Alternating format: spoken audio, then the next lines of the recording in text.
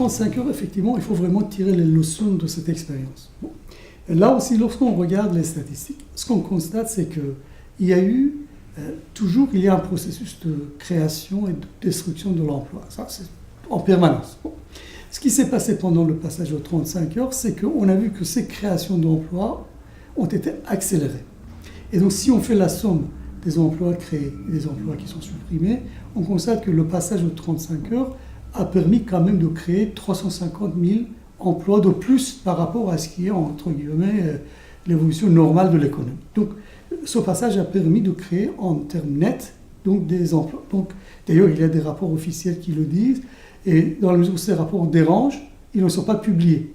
Ça, c'est aussi un vrai enjeu. Or, ce qui s'est passé avec les 35 heures, c'est qu'ils ont augmenté la pression sur les salariés. Et en même temps, la contrepartie a été une modération salariale, un gel des salaires en quelque sorte. Ça ne va pas. Donc, ce qui fait qu'effectivement, par exemple, dans les hôpitaux, dans nombre de services, il y a eu une pression sur les salariés.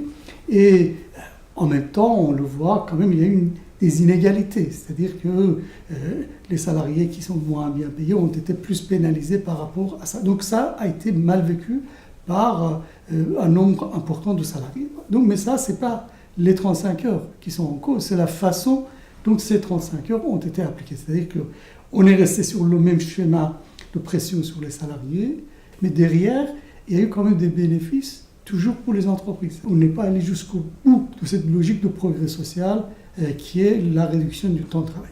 Il ne suffit pas seulement de réduire le temps de travail.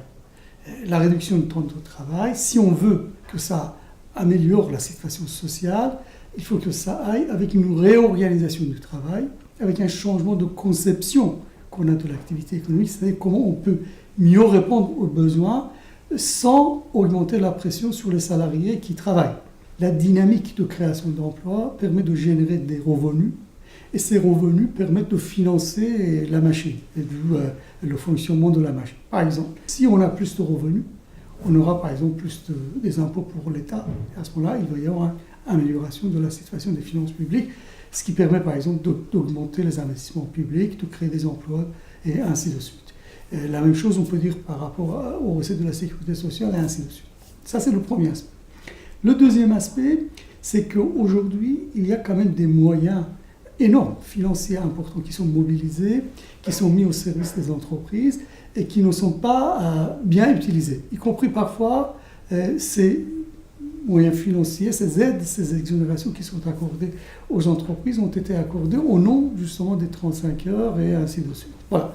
Donc une solution de financer ce passage à une nouvelle réduction nécessaire du temps de travail, c'est de mieux utiliser l'argent public qui est aujourd'hui mis à la disposition donc, des entreprises.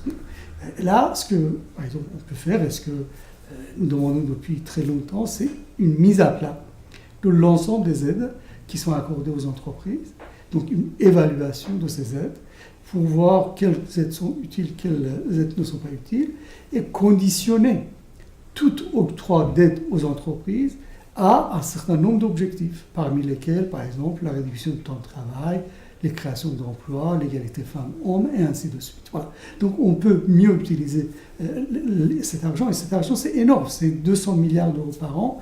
200 milliards d'euros par an, c'est à peu près 9% du revenu national. C'est énorme. Voilà, donc on peut mieux utiliser cet argent, et à ce moment-là, ça c'est aussi un moyen donc, justement de dynamiser l'économie, et donc de financer aussi partiellement le passage à une réduction du temps de travail.